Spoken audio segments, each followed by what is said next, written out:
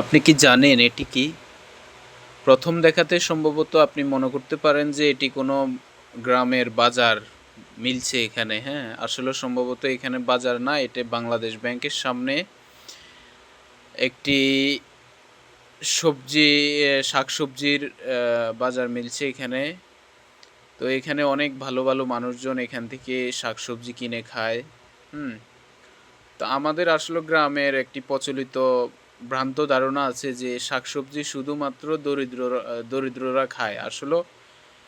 আর যখন ধনীরা শাকসবজি কিনে খায় তখন সেটাকে বলা হয় যে ভিটামিনের জন্য সে শাকসবজি খাইতেছে, আর দরিদ্ররা যখন খায় তখন সেটাকে বলা হয় যে এই অভাবের তাড়নায় খাইতেছে। তো যাই হোক, আমি এখন বাংলাদেশ ব্যাংকের সামনে আছি। এখানের পরিবেশটা যদি একটু দেখাই আপনাদেরকে, হালকা একটু বৃষ্টি হয়েছে, দেখেন পরিবেশের কি অবস্থা।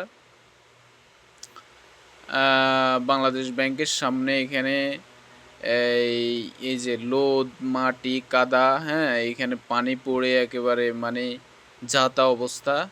তো দেশের আসলে সর্বোচ্চ আর্থিক প্রতিষ্ঠানের সামনে যদি এরকম পানি জমে থাকে হালকা বৃষ্টির সাথে, তো পুরো দেশের আসলেও কি অবস্থা সেটা অনুমান করা যায়, হ্যাঁ। তো বিশেষ করে শাপলা চত্বরের মতন এত গুরুত্বপূর্ণ একটি জায়গাতে এই পানি নিষ্কাশনের ভালো ব্যবস্থা দরকার ছিল। এখানে একটু হালকা বৃষ্টি হয়েছে, এখানে পানি জমে গেছে, কাদামাটি পরিবেশ।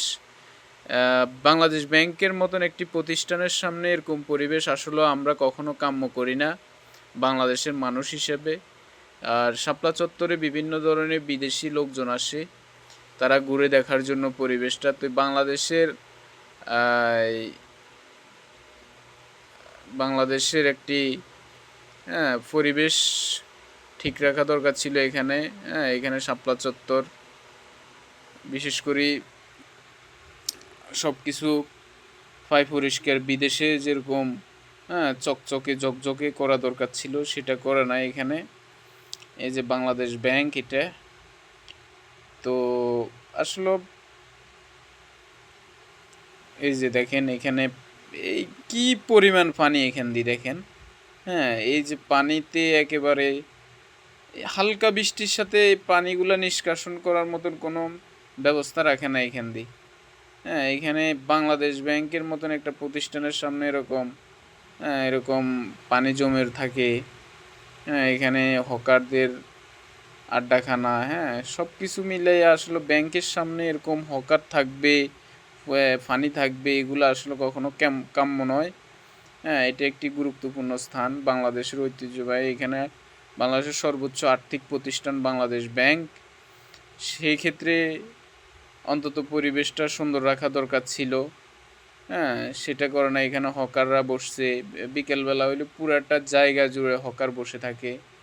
হ্যাঁ, এখানে এই পানি জমে থাকে, এরপরে দোকান বসায় লোকজন।